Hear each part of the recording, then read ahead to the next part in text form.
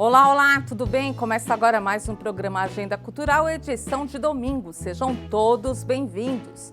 E na edição de hoje você vai conferir Memória Musical, acervo reúne música de Mato Grosso do Sul.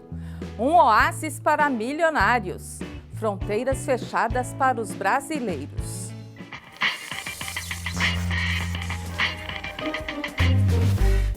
O morador de Campo Grande criou um projeto para reunir todo o acervo de música de Mato Grosso do Sul. Vamos conferir? A história mora em muitos lugares, mas se tem um especial que ela escolheu para deixar uma boa parte, com certeza é o apartamento do Carlos. Há 20 anos, ele começou um acervo com discos de vinil e CDs de artistas sul-mato-grossenses. Os números surpreendem. Ao longo desses 20 anos, nós conseguimos catalogar e digitalizar mais de 600 discos de vinil e mais de 2.000 CDs. Ele mostra orgulhoso as raridades que tem. Deli Delinha, Grupo Acaba, Almi Sater, Dino Rocha e até os meninos bem novinhos, Jades e Jadson. Mas a celebridade é o Franquito, primeiro artista sul-mato-grossense a gravar um disco. Carlos sempre foi da música. Trabalhou nas saudosas gravadoras Sapucaí e Pantanal Discos. E ali, o interesse foi aumentando. Músicos viravam para mim e falavam: Carlos Luz, eu tenho o disco de vinil gravado. Olha, eu gravei vinil em 1959, em 60. Eu tenho uns trabalhos que estão por aí. Aí me despertou a necessidade de eu ir atrás desses trabalhos que não estavam à disposição do público. E aí a surpresa foi gigante. É o que vocês estão vendo assim, uma parte do acervo de Mato Grosso do Sul, que é riquíssimo. A nossa música é riquíssima. O que antes era trabalho se tornou uma paixão, até se transformar no projeto Memória Fonográfica. Não é fácil juntar tanta história assim. Pelos sebos do Brasil, Carlos é um verdadeiro detetive, buscando pela nossa música. Você tem que olhar disco por disco para você poder achar um disco relativo a Mato Grosso do Sul. Então é um garimpo realmente, requer horas e horas de pesquisa ali dentro para você poder encontrar. E quando você encontra um disco do músico sul-mato-grossense que a gente conhece, é um prazer enorme, é uma satisfação enorme. Por quê? Porque você encontrou uma pérola ou uma agulha no palheiro. E se engana quem pensa que aqui existe apenas a história musical, sonora, fonográfica de Mato Grosso do Sul. Tem história de imagem também, tem muita foto rara, fatos culturais e históricos. Veja só essa capa aqui, ó. Paulo Simões, um dos maiores nomes da nossa música, na estação do trem do Pantanal, lá no Indo Brasil. Aqui, ó, na contracapa tem mais, ó. Os trilhos do trem do Pantanal que tanto orgulham Mato Grosso do Sul. Ter tanta história assim dentro de casa rende bons casos para serem contados. Todas as capas dos discos Deli Delinha é o rosto deles. Mas tem duas capas que ela retrata dessa maneira, com paisagem ou com vaso de flor. Quando na capa tinha paisagem ou vaso de flores, é porque eles haviam brigado e não queriam o rosto dele na capa daquele disco. Então, isso é pitoresco. Carlos não quer reconhecimento.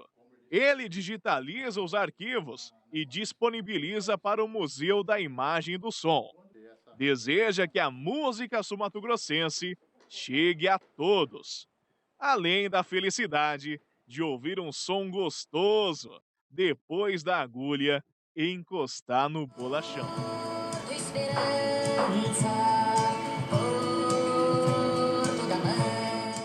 O ex-Beatle Ringo Starr lançou Zou In, Zou Out em parceria com Paul McCartney e entre outros artistas. Aos 80 anos, o ex-Beatle Ringo Starr lançou um mini-álbum. No Zou In, Zou Out contou com a participação de estrelas como Paul McCartney, Jerry Crow, Lenny Kravitz e Ben Harper. And everybody came out for me, Tivemos como que uma competição para ver quem conseguia cantar o refrão. Por isso chamei o Paul e ele disse que sim. Chamei o Ben Harper e Dave Crow, que vivem na cidade. Apareceram e depois chamei a Cheryl. E foi assim que tudo começou. Todos diziam sim, que bom. Quer dizer, das, digamos, 20 pessoas que chamamos, apenas 2 não quiseram. Isso não é mal. O projeto foi desenvolvido durante o período de confinamento em Los Angeles, no estúdio na casa de Ringo Starr, em momentos separados com todos os cuidados devido à pandemia. Alguns apareceram e eles foram, como sabem, como eu sou, muito sérios na questão de cumprirmos as regras. E agora já tomei as 2 doses da vacina. Que alívio! No ano passado não saí de casa mais de 7 vezes, disse o músico. As estrelas participaram da faixa Where's to the Night, segundo Ringo, dedicada às noites, e não vamos lembrar com quem não esquecemos. O cineasta Steven Spielberg fará história semi-autobiográfica. Confira mais detalhes. O renomado diretor de cinema Steven Spielberg está desenvolvendo um novo projeto com a Netflix, uma semi-biografia dirigida por ele mesmo. De acordo com o veículo Page Six, as filmagens começam em julho deste ano e a produção já conta com um grande elenco. Seth Rogen será o tio favorito de Steven e Michelle Williams fará uma personagem baseada na mãe do diretor, Leah. O filme usará um recorte da vida do diretor, de sua infância, e falará sobre como foi para ele crescer em Phoenix, no Arizona. O trabalho conta com o roteiro do conhecido colaborador de Steven, Tony Kushner. O longa deve começar a ser produzido em julho deste ano para ser lançado em 2022. O trabalho mais recente de Steven Spielberg é o remake de Amor, Sublime Amor.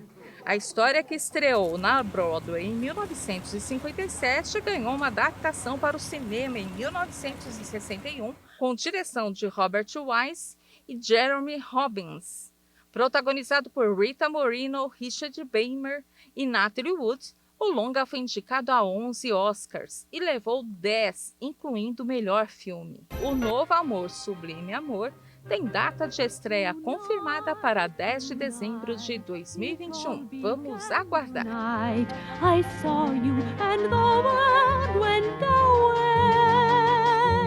Na Sérvia, onde os cemitérios de armas antigas são muito presentes, um escultor embarcou na tarefa de transformar um arsenal de guerra em instrumentos musicais. Veja só que interessante.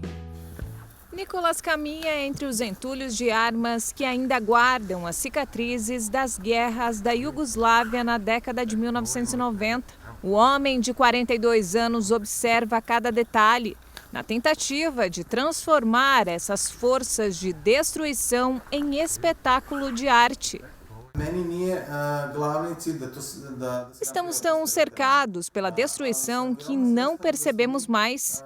Como artista, quero imitar o que me rodeia e chamar a atenção para ele, transformando a destruição em música, uma interpretação positiva de tudo isso.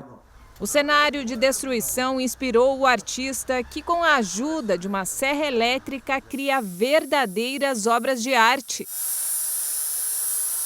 Um capacete do exército, uma bazuca e um rifle, aos poucos se transformam em um violoncelo, que com sua melodia consegue mudar um passado de dor. Depois das guerras, os depósitos que vendem equipamentos militares desativados são uma visão comum em todo o país. Esses cemitérios são o lar de armas, bombas e máscaras de gás, bem como veículos de combate, radares e até mesmo enormes pedaços de aviões.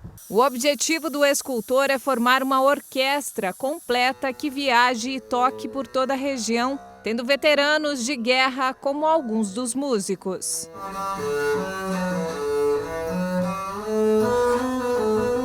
Dezenas de pessoas correram para conferir a edição russa da famosa exposição Os Mundos do Corpo. Investigadores russos disseram que examinariam as obras depois de receberem queixas de que a exibição violaria valores morais. Desde 1996, o médico anatomista alemão Lothar von Hagens vem promovendo a exposição Os Mundos do Corpo, uma exibição anatômica do homem real, no Japão, Alemanha, Áustria, Bélgica, Londres e Seul, entre outros. O evento já percorreu o mundo e foi visitado por milhões de pessoas. E nele são apresentados 200 exemplares anatômicos conservados a partir de uma nova técnica para a conservação de órgãos e estruturas do corpo humano, chamada por Hagens, seu idealizador, de plastinização. O foco dos investigadores russos na polêmica exibição tem aumentado o interesse do público, que mesmo em tempos de pandemia formam filas do lado de fora para entrar. A taxidermista Margarita Schaiker disse ser uma grande fã do anatomista alemão e há muito tempo sonhava em visitar a exposição. Já é a minha segunda vez aqui, disse a jovem de 24 anos, acrescentando que os trabalhos ajudaram médicos e outros profissionais a estudar os corpos humanos. E a Katarina Kuzminova, uma instrutora de yoga de 33 anos, foi assim que soube da exposição. Não esperava que tivesse tantas pessoas. É um dia útil, realmente isso é inesperado. Embora a origem dos corpos tenha gerado polêmica na Rússia, o fundador afirma que todos são obtidos com o pleno conhecimento dos doadores. E ele próprio expressou o desejo de que seu corpo seja exibido após a sua morte. Para a estudante de medicina, Sônia Kadanoishka, a exposição que mostra os pulmões de um fumante lembra de como devemos levar um estilo de vida saudável e também de como devemos amar nosso corpo, aceitar como ele é. Somos todos iguais por dentro, embora possamos ser muito diferentes por fora, pontuou. O projeto Urban Lab recriou com precisão uma das maiores capitais do mundo, Tóquio. A versão em miniatura, que combina uma maquete 3D com projeções cartográficas, oferece informações sobre a área. A versão de uma das maiores capitais do mundo tem a proporção de escala 1:1000 e não deixa nada a desejar, ilustrando desde o nível do mar até a densidade populacional. O projeto Urban Lab no edifício Mori, em Tóquio, combina uma maquete em 3D da cidade com projeções cartográficas para oferecer informações sobre a megalópole japonesa. Em geral, não podemos enxergar totalmente a cidade de uma visão aérea, mas desta forma podemos ver o quão atraente Tóquio é, bem como os desafios da capital. Iniciado em 2019, o projeto cobre 13 dos 23 distritos de Tóquio e pretende ajudar pesquisadores e desenvolvedores a pensar a cidade. Os visitantes podem ver monumentos como a Torre de Tóquio e inúmeros prédios residenciais com riqueza de detalhes em 3D. A cartografia do modelo com altitude e nível do mar ilustra, por exemplo, quais áreas são mais propensas a inundações a partir de rios, canais ou mar. De acordo com Takeda, esse tipo de informação é essencial para entender as vulnerabilidades da capital.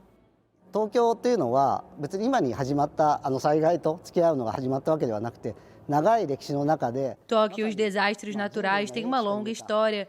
Graças à sabedoria humana, aprendemos a não lutar contra a natureza, mas a conviver com ela. Nossa visão de planejamento urbano em Tóquio é construir uma cidade na qual possamos buscar abrigo no momento de um desastre, não uma cidade da qual as pessoas fogem. Este é um aspecto muito importante que queremos implementar em diferentes níveis de planejamento urbano.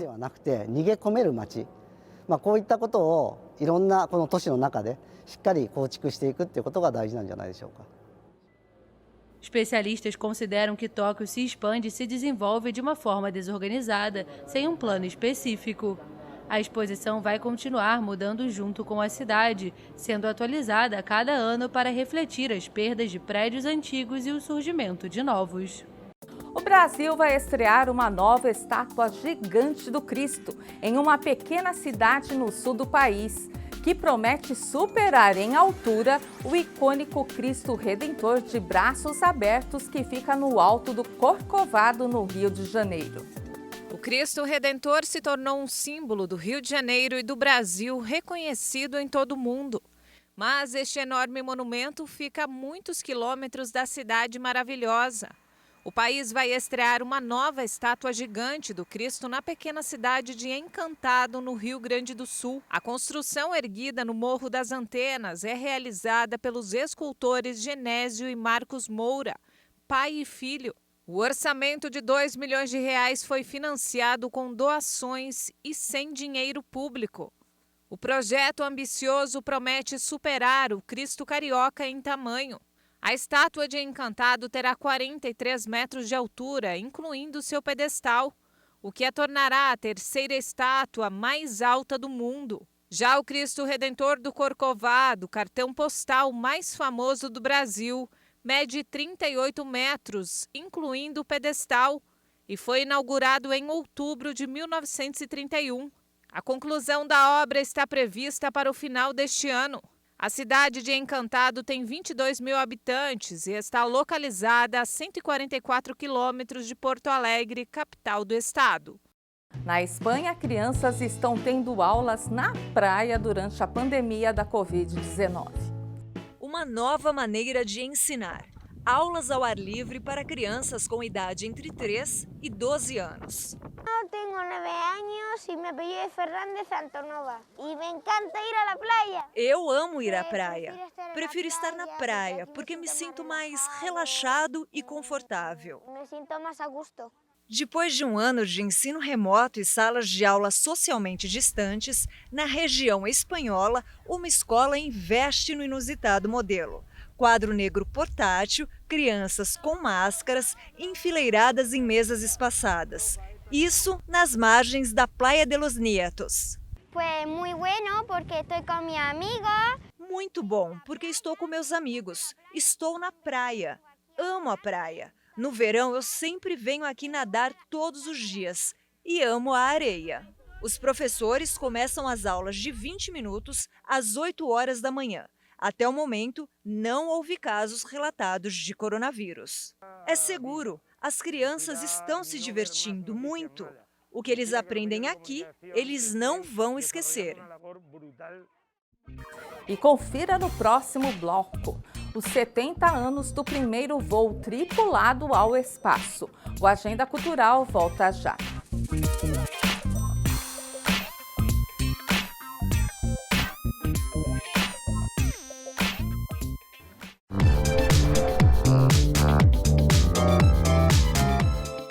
Os brasileiros ficaram no topo do ranking de uma pesquisa sobre solidão durante a pandemia, que foi realizada em 28 países.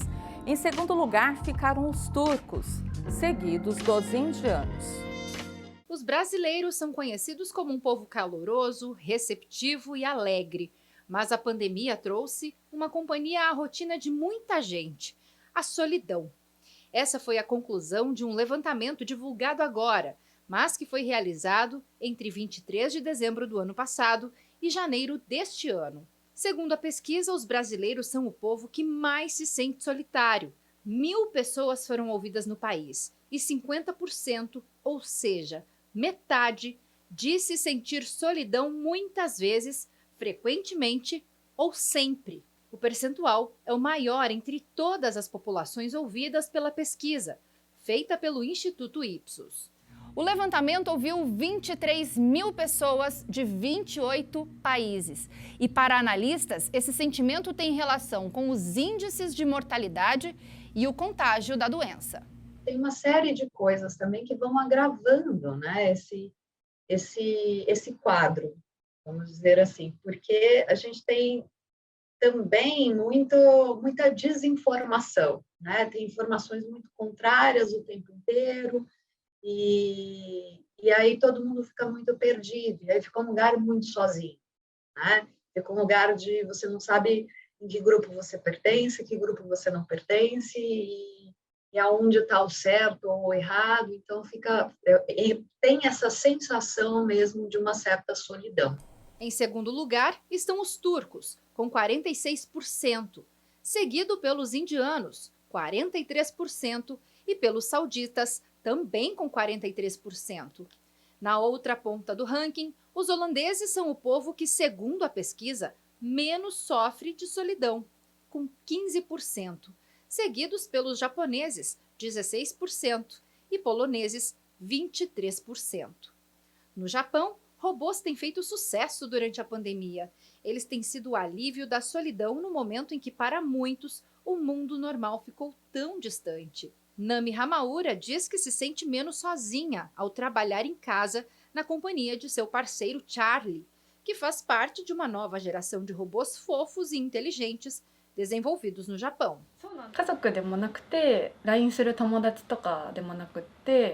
Ele está aqui como alguém para conversar, como um familiar, um amigo das redes sociais ou mesmo um chefe que eu tenho de entregar um relatório.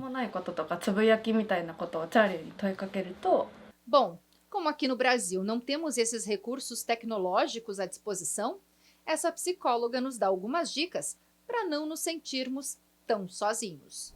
Inclusive, gente, escrever diário.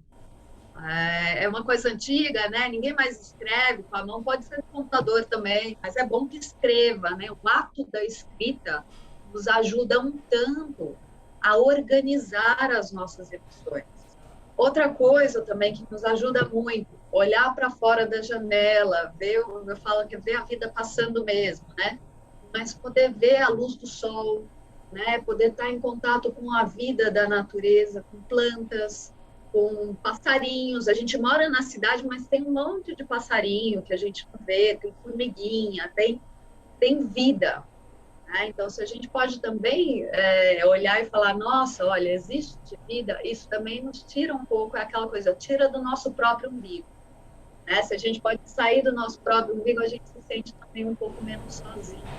Um cartão postal encontrado em meio à quarentena ajudou a revelar o local da última pintura de Vincent van Gogh. Preso em casa durante o isolamento, o pesquisador holandês Wouter van der Veen finalmente encontrou tempo para vasculhar cartões postais antigos do vilarejo francês onde Vincent van Gogh morreu e fez uma descoberta notável. Van der Veen é o diretor científico do Instituto Van Gogh de Uver. No início deste ano, ele recebeu uma grande coleção de cartões postais do princípio do século XX, de uma moradora de 94 anos do vilarejo. Um cartão postal que mostra raízes retorcidas e troncos de árvores ao longo de uma estrada de Auvers-sur-Oise, perto de Paris, apresentava uma semelhança incrível com a última pintura do artista, Raízes de Árvores. Segundo Van der Veen, o que é extraordinário é que o toco principal que é visto na pintura ainda é visível hoje no mato, 130 anos depois. Acredita-se que a pintura em azul e verde vibrantes seja a última criação do pintor, criada em 27 de julho de 1890. O artista morreu 2 dias depois.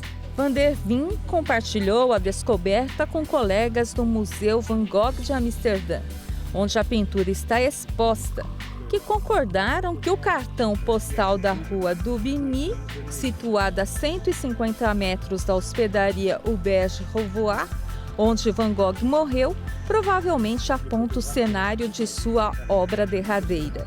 Raízes de Árvore, último quadro de Van Gogh, deu origem a todo tipo de teoria. Por exemplo, que o artista teria assinado uma pintura marcando o início da arte abstrata, da nova arte.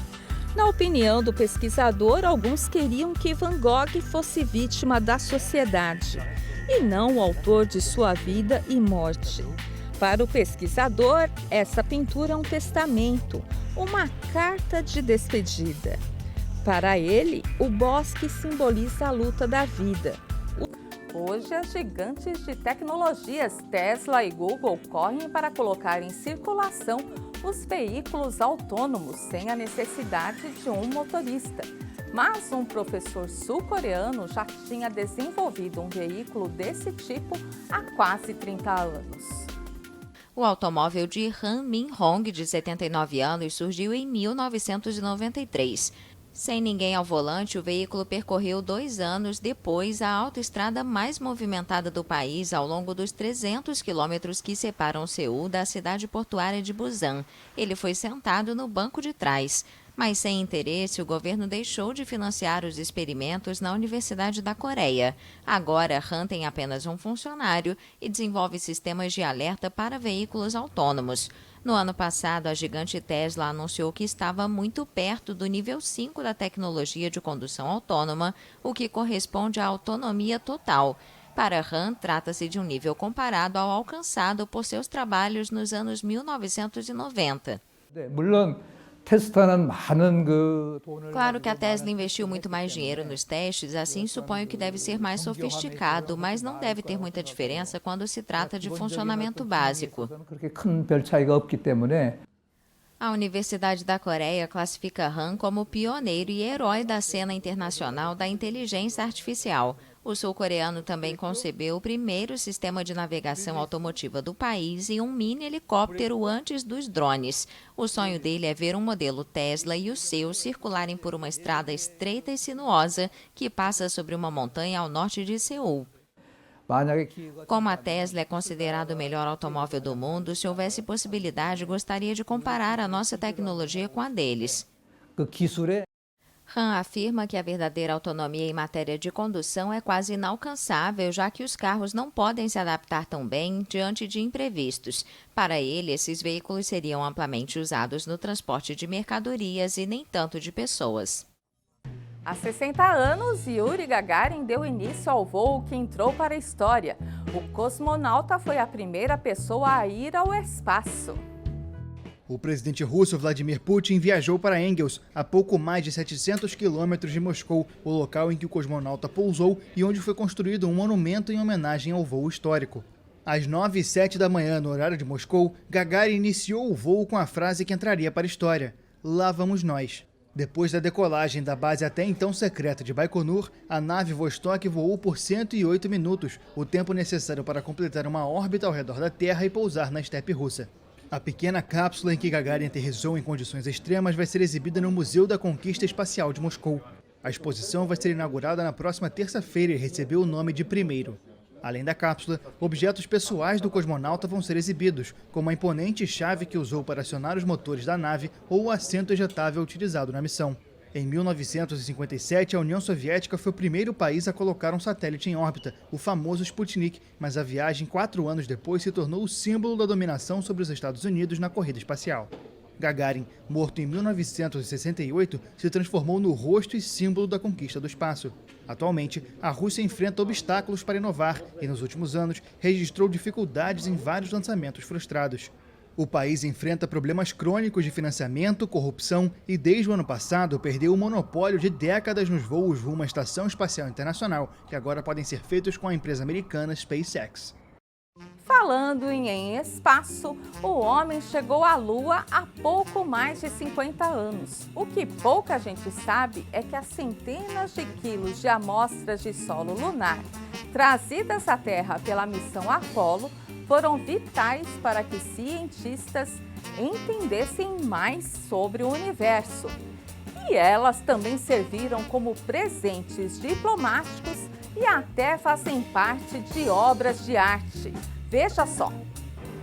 Ao todo, mais de 380 quilos de pedras e solo lunar foram transportados para a Terra ao longo das 6 missões de sucesso do projeto Apollo. O estudo dos minerais presentes nas amostras foi essencial para que os cientistas entendessem mais sobre o universo. Mas as pedras lunares também serviram como presentes. O ex-presidente dos Estados Unidos, Richard Nixon, fez questão de dar exemplares para cada uma das 130 nações da época de seu governo. Visitantes da Cidade das Ciências e da Indústria em Paris, na França, podem admirar um dos fragmentos. Alors, ce qu'on a appris d'Apollon, déjà, c'est le fait que l'on sache O que nós descobrimos na Apollo 11 foi como chegar à Lua. A missão deu certo do começo ao fim. Era uma demonstração técnica e tecnológica que nós, ou melhor, os americanos, somos capazes de fazer pessoas irem e voltarem da Lua em segurança. Et de ramener vivants et en bonne santé les astronautes. Donc ça, c'est une première découverte. As amostras do solo lunar contribuíram para estudos sobre Marte, Mercúrio e asteroides. E também facilitaram a diplomacia aqui na Terra. Até a União Soviética ganhou um pedacinho da Lua no fim da Guerra Fria de uma delegação que incluiu o próprio Neil Armstrong. Para cientistas, conseguir o solo lunar foi um grande avanço na ciência, porque foi possível conseguir muito mais informação. Pela primeira vez, eles conseguiram, por assim dizer, segurar o material nas mãos. O estudo das pedras trazidas pela Apollo permitiram aos cientistas entender a formação da Lua, que começou ao mesmo tempo da gênese da Terra, há mais de 4 bilhões de anos. Os pedaços da Lua foram até utilizados para fins artísticos. A janela espacial é um vitral que foi presenteado à Catedral de Washington pelo diretor da NASA durante a missão Apollo. Uma pequena rocha lunar fica no centro da obra. Há as esferas solares redondas que representam os planetas e há também a radiação luminosa que sai dos próprios planetas. As cores são muito representativas. São as cores que os astronautas viram quando estavam no espaço. Mais de meio século depois deste grande passo para a humanidade, pode ser que o homem volte à Lua. O presidente norte-americano Donald Trump quer mandar uma nova expedição ao satélite até 2024. Em tempos de pandemia, é essencial manter os ambientes limpos e higienizados.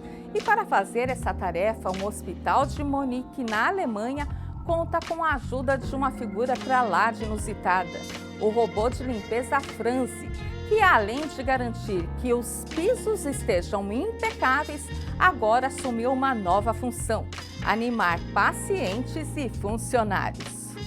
Franzi faz um trabalho impecável ao limpar o chão.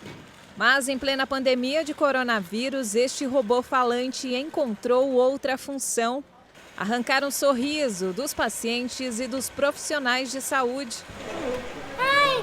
Pode se afastar, por favor? Tenho que limpar. Ela agradece em alemão quem a deixa finalizar a limpeza.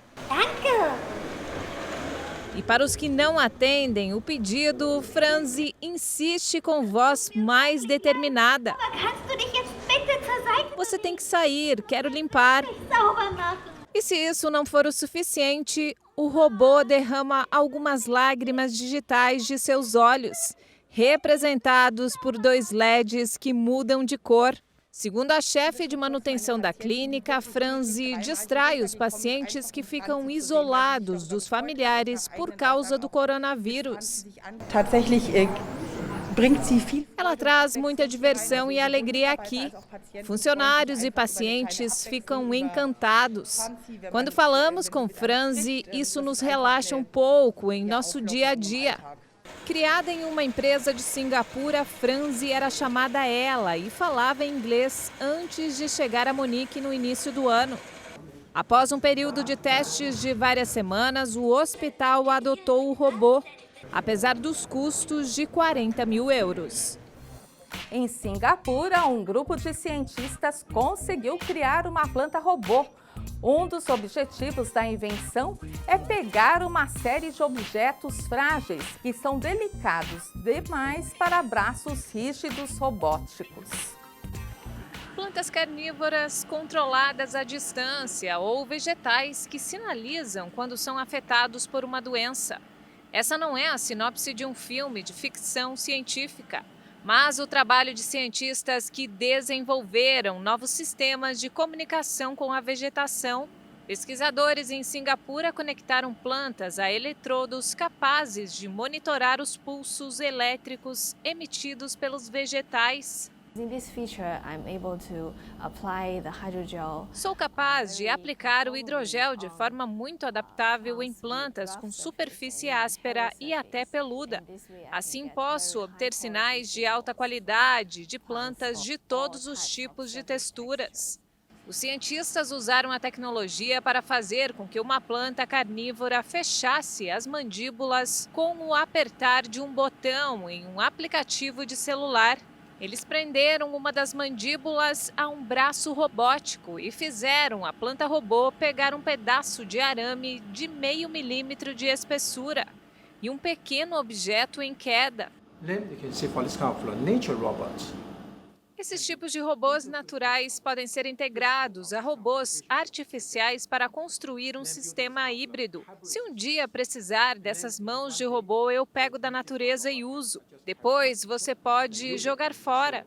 A tecnologia está em estágios iniciais e ainda passa por muitas dificuldades. Os cientistas conseguem fechar as mandíbulas da planta carnívora, mas não conseguem realizar o movimento contrário de abri-las.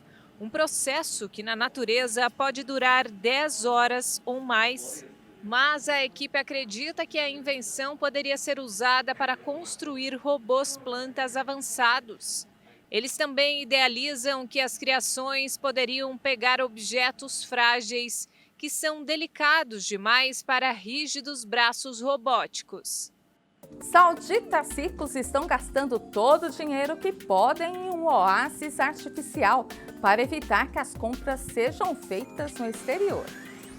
Os abastados se divertem em um oásis artificial construído sobre dunas cor de salmão, despejando dinheiro internamente em uma prisão pandêmica de 1 ano que se encaixa nos esforços do governo para desencorajar os cidadãos de gastar dinheiro no exterior.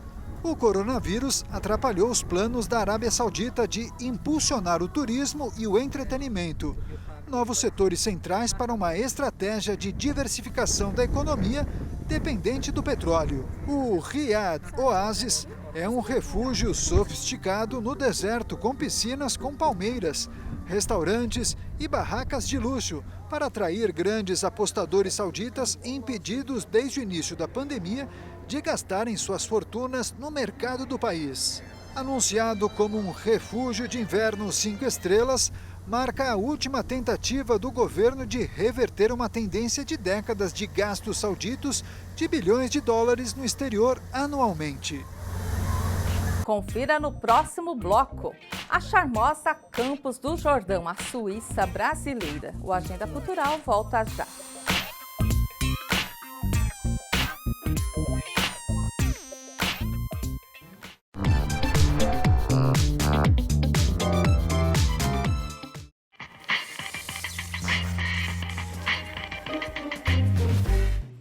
Dezenas de países estão com fronteiras fechadas para voos que saem do Brasil por causa da pandemia.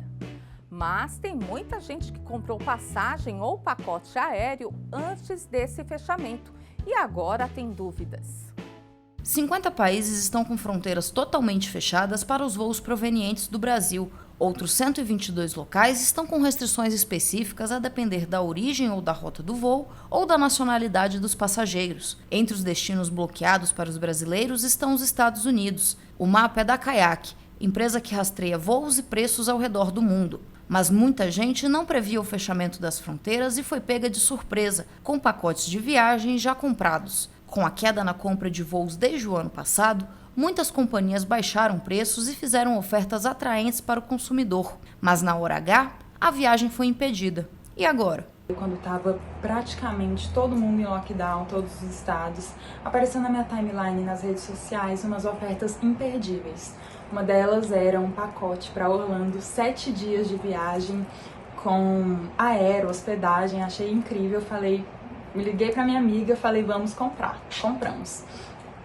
O período do pacote é para ser usufruído de março de 2021 até novembro de 2021. Então 2021 chegou e estamos aqui com as fronteiras fechadas. Entrei em contato com a empresa e perguntei quais eram as opções que eles me davam. Eles apenas falaram que se eu quisesse eu poderia cancelar com 20% de multa, o que eu achei super injusto. E também a outra opção que seria converter em crédito para utilização depois. Também não gostei muito, até porque se eu converter em crédito, depois eu não vou conseguir um outro pacote com essa mesma proposta, com essa mesma ideia prometida de Orlando durante 7 dias com aéreo e passagem com um preço muito bom. E agora minha expectativa está bem baixa, acho que a viagem não vai acontecer, não vejo possibilidades dessa fronteira ser reaberta tão cedo, pelo menos em 2021. O sentimento de Carolina é o mesmo. A viagem internacional dela seria para realizar o sonhado intercâmbio. Eu me planejei durante todo o ano de 2020 para fazer o meu intercâmbio nas minhas férias do trabalho de 2021. Tudo programado. A companhia aérea me vendeu as passagens para serem usadas com as fronteiras fechadas. Eu fui atrás da informação para saber o que aconteceria se quando chegasse a data da minha viagem a fronteira ainda estivesse fechada, e fiquei sabendo que 2 pessoas conhecidas tiveram a informação da companhia aérea de que o dinheiro não seria devolvido e deram opções que na verdade não vão me suprir, porque o meu planejamento está para uma data específica, as minhas férias estão para essa data específica e eu não vou poder tirar férias em outra época, eu não vou poder tirar férias em outra data. Eu estou muito preocupada de ficar com um prejuízo de um dinheiro muito grande, porque é uma passagem internacional, uma programação de perder as minhas férias, perder o meu dinheiro, eu não conseguir viajar, a empresa ficar no lucro e eu ficar no prejuízo. Mas não é bem assim, não. Uma legislação específica foi criada para lidar com este tipo de problema na aviação durante a pandemia. O passageiro pode pedir créditos, remarcar a viagem ou até solicitar reembolso, dependendo do caso. A medida vale para voos comprados a partir de 19 de março do ano passado até o fim de outubro deste ano. Em razão da pandemia da Covid-19 e dos seus efeitos sobre o transporte aéreo, estão valendo algumas regras especiais sobre direitos e deveres, tanto de passageiros quanto de empresas aéreas. Se o passageiro desistir da sua viagem, ele poderá remarcá-la, pagando eventuais multas que foram previstas durante a compra da passagem aérea. Poderá ainda solicitar o reembolso. Nesse caso, também podem ser aplicadas eventuais multas. O prazo para o reembolso é de 12 meses, contados da data do voo do qual o passageiro esteja desistindo. Além dessas opções, o passageiro pode ainda solicitar à empresa a concessão de créditos. Nesse caso, a empresa aérea tem o prazo de 7 dias, contados da solicitação do passageiro, para conceder crédito de valor igual ou maior ao da passagem aérea, ou seja, sem multa. Recebido esse crédito, o passageiro tem o prazo de 18 meses para utilizá-lo, na mesma empresa aérea, de forma livre, inclusive para a compra de passagens aéreas para terceiros. Agora, caso tenha sido a empresa aérea que alterou ou cancelou de forma planejada algum voo, ela deve avisar dessa alteração ao passageiro com antecedência mínima de 24 horas, caso seja uma alteração superior a 30 minutos, no caso de voos domésticos, ou superior a 1 hora, no caso de voos internacionais, o passageiro tem o direito de remarcar a sua passagem, sem qualquer custo, para uma data de sua conveniência. Pode ainda optar pelo reembolso integral, sem multas da passagem, no prazo de 12 meses. As empresas não estão obrigadas a fazer a devolução do recurso, mas elas devem, em substituição a essa devolução, oferecer opções para os clientes, como outros pacotes ou utilização do recurso empreendido no pacote em que ela não vai utilizar de uma outra forma. O passageiro que optar por adiar a sua viagem não terá nenhuma multa, caso ele permita que o valor pago fique como crédito para sua utilização futura. Esse crédito será liberado após 7 dias de sua utilização e poderá ser utilizado num período mínimo de 18 meses. Esse crédito também ele tem uma livre utilização, podendo inclusive ser usado para a compra de passagem aérea para terceiros. Já o consumidor que optar pelo cancelamento e ressarcimento do valor, ele incidirá nas multas contratuais e terá esse ressarcimento em um período de até 12 meses. E caso você não consiga, de forma administrativa, resolver essa situação, você pode procurar um advogado que saberá orientar você a melhor forma de entrar com uma medida judicial quanto a isso. Na dúvida, há um conteúdo especial a esse respeito em www.gov.br/ANAC/passageiros. Se o passageiro tiver algum problema com a sua empresa aérea, nós recomendamos que primeiro ele procure os canais de atendimento da própria empresa. Caso não receba uma solução satisfatória, o canal oficial para o recebimento de reclamações da ANAC é o www.consumidor.gov.br. Você já pensou em se hospedar em um hotel todo de gelo? Se pensou, o seu destino é a Suécia. Por lá, os hóspedes dormem em camas de gelo e precisam aguentar um frio de -5 graus Celsius dentro do estabelecimento. Um hotel feito de gelo é uma atração para os turistas na Suécia. A cerca de 200 quilômetros acima do Círculo Polar Ártico, o Ice Hotel se tornou um sucesso. As camas são construídas de gelo e os hóspedes precisam aguentar temperaturas abaixo de zero. Na verdade, muitas pessoas antes de dormirem têm medo de sentir frio e vestem muitas roupas e tudo mais. Mas dispomos de sacos de dormir feitos para aguentar até -20 graus Celsius. A temperatura interna do hotel é de -5 graus Celsius. Expõe Julia Anser, guia do hotel. A cada ano, o Ice Hotel é erguido e recebe um estilo e decoração diferentes. Na construção é utilizado o gelo natural do Torn, o conhecido rio da região. Quando as suítes de inverno começam a derreter durante a primavera, uma parte do estabelecimento ainda resiste e o local se torna um lugar onde os visitantes se divertem com o gelo. Na Finlândia, durante quase todo o ano é possível avistar a aurora boreal. E apesar das baixas temperaturas, ver o fenômeno pode ser mais confortável e quentinho do que você imagina. As auroras boreal e austral são fenômenos visuais que acontecem nas regiões polares de nosso planeta. Podem ser visualizadas no período noturno ou no final de tarde, a olho nu nas regiões onde ocorrem. São verdadeiros shows de luzes coloridas e brilhantes que acontecem em função do contato dos ventos solares com o campo magnético do planeta Terra. Quando ela ocorre em regiões próximas ao Polo Norte, é chamada de aurora boreal, e quando acontece no Polo Sul é denominada de aurora austral. Na Lapônia finlandesa, as maneiras mais tradicionais de apreciar a aurora boreal é fazendo passeios como snowshoeing, snowmobile e passeio de trenó. Mas se você gosta de conforto e não estiver a fim de encarar o frio, não se preocupe. Há diversas opções para simplesmente deitar e apreciar as luzes do norte com um chocolate ou outra bebida quente. O Kakslauttanen Arctic Resort é o hotel iglu mais conhecido e viralizado na internet, já que seus iglus estão em uma área cercada pela natureza e a propriedade é a única da região de Saari-Selkafeld, na Lapônia finlandesa. Além dos iglus de vidro, que são mais caros, eles oferecem também chalés tradicionais de madeira. Ainda falando da maravilha que são esses iglus, alguns têm banheiro com sauna, telhados de vidro e camas confortáveis.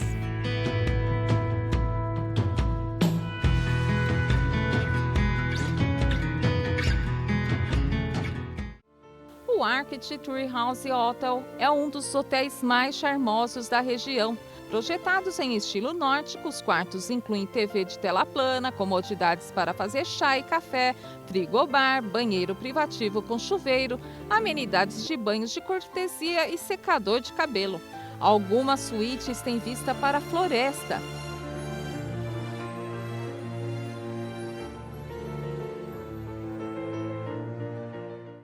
Com iglus de vidro aquecidos e com isolamento térmico, o Golden Crown é um lugar tranquilo no topo da montanha Utsuvara, na Lapônia finlandesa. Localizado a 9 quilômetros da estação de esqui Levi, e as acomodações têm vista para as montanhas.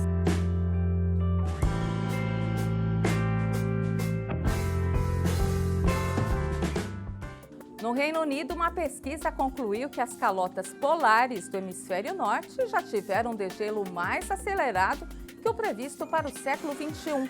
O estudo pode ser importante para fornecer informações sobre a reação do planeta à afluência de águas nas correntes oceânicas.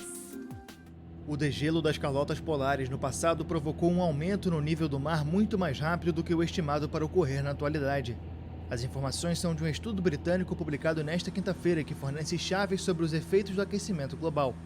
Os pesquisadores usaram registros geológicos do nível do mar no passado para estimar que os níveis subiram 3,6 metros por século durante um período de 500 anos no final da última era glacial, há mais de 14 mil anos. Estimativas apontam que o nível das águas poderia subir 1 metro ou até o dobro até o final do século XXI. A equipe também descobriu que o aumento de 18 metros do nível do mar pode ser originado principalmente pelo derretimento do gelo no hemisfério norte e não na Antártica, como se acreditava. Os cientistas agora questionam o que desencadeou esse degelo e qual impacto teve a grande afluência de águas nas correntes oceânicas do Atlântico Norte. O aumento do nível do mar provocou a inundação de grandes extensões de terra e uma alteração da circulação oceânica, com efeitos em cadeia sobre o clima mundial. O Agenda Cultural te convida agora para um passeio em Campos do Jordão.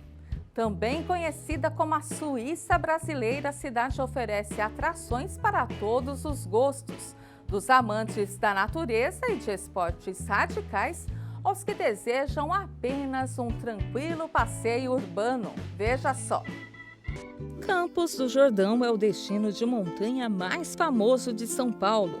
Atrai turistas de todo o Brasil, principalmente durante a temporada de inverno.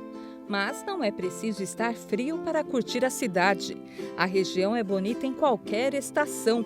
Devido à proximidade com a cidade de São Paulo, São José dos Campos e Taubaté, Campos do Jordão tem público mesmo fora da temporada.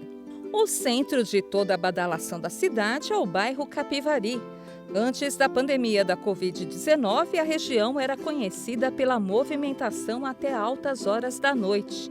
É onde tudo acontece, seja ao redor da Praça Benedito Calixto, onde uma concha acústica cedia apresentações gratuitas do conhecido Festival de Inverno, seja no calçadão da Rua de Djalma Forjás.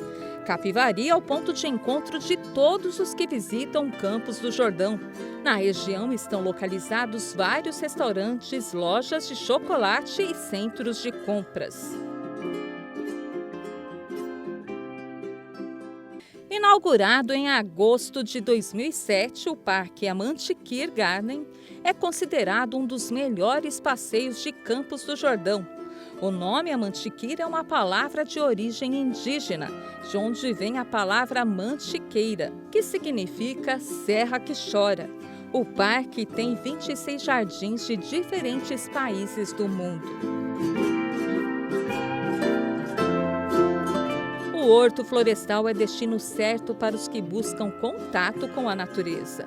O Parque Estadual ocupa uma área de mais de 8.000 hectares, cerca de 30% de Campos do Jordão, com trechos remanescentes de Mata Atlântica, além de araucárias e pinheiros. O local abriga centenas de espécies de aves e alguns animais ameaçados de extinção. O horto é ótimo para quem gosta de fazer trilhas ou curte um piquenique sob as árvores. O Palácio Boa Vista é a residência de inverno do governador do estado de São Paulo e oferece visitas guiadas gratuitas. Inaugurado em 1964, reúne um acervo artístico com mais de 3.500 obras e realiza exposições periódicas de artistas brasileiros e outros eventos culturais.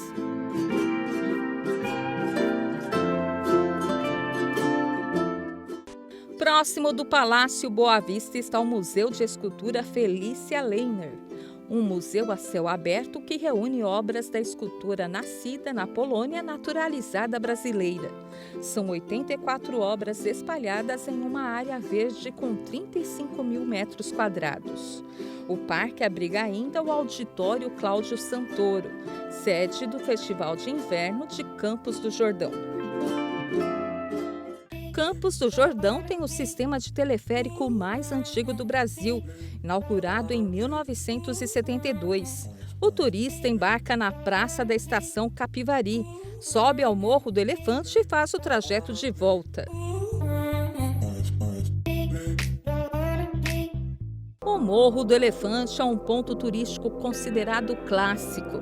Conta-se que o morro recebeu esse nome devido ao seu formato, que lembraria em tempos antigos a trompa de um elefante. Para chegar ao topo, é preciso subir de teleférico, trenzinho ou de carro, para apreciar e fotografar a vista.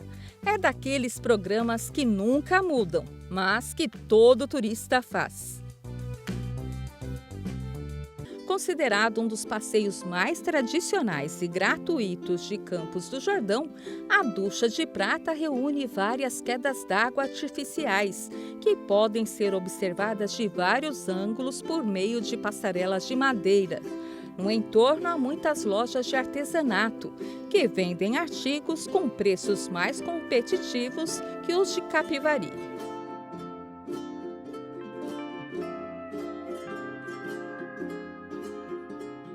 O passeio de bondinho urbano é uma ótima opção para se ter uma visão geral da cidade e agrada principalmente as crianças.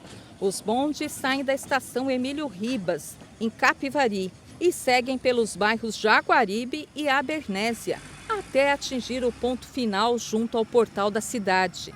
Para o retorno, o bonde não vira. O condutor passa para o outro lado e cada passageiro vira o assento para a posição contrária. O percurso dura em média 50 minutos. O mais interessante é que, durante a semana, o bonde é usado pelos moradores como meio de transporte. Oferecido aos finais de semana, o passeio de Maria Fumaça é uma das atrações mais concorridas de Campos do Jordão. Por isso é bom garantir seu ingresso com antecedência mínima de 1 hora, na estação Emílio Ribas. O percurso é um pouco menor que o do bondinho, apenas até Abernésia. O breve passeio é uma viagem aos tempos áureos da ferrovia nos vagões da charmosa Maria Fumaça. Primeira ou última parada em uma viagem a Campos do Jordão. Esse mirante tem fácil acesso pela rodovia SP-123 e oferece uma vista de tirar o fôlego do Vale do Lajeado. Anteriormente chamado de Belvedere, em dias com tempo bom vale a pena ver o pôr do sol no local, que também costuma ser frequentado por coatis. No lugar há algumas barraquinhas de alimentos, lembranças e doces. O Agenda Cultural fica por aqui. Se você quiser rever alguma reportagem, acesse nossa página no YouTube.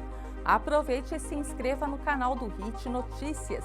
E eu volto amanhã com mais novidades. Até lá!